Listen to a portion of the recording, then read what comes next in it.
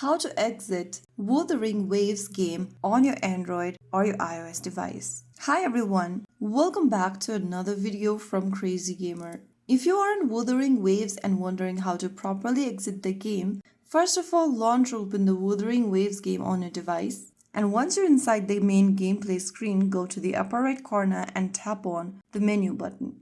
Now from the terminal tab, you'll be able to see a power button at the bottom left. If you tap on that, you'll see this pop up. Click on the exit button on the left hand corner to exit from the game or to quit the game. If you want to return to the login screen, you can tap on return to login. Go ahead and make your selection and you'll be able to exit the Wuthering Waves game. So there you have it. When you try to open up the game again, it will be loaded from the beginning. If you found the video helpful, don't forget to like, share and subscribe to our channel. I will see you again in the next video. Stay tuned and thanks for watching.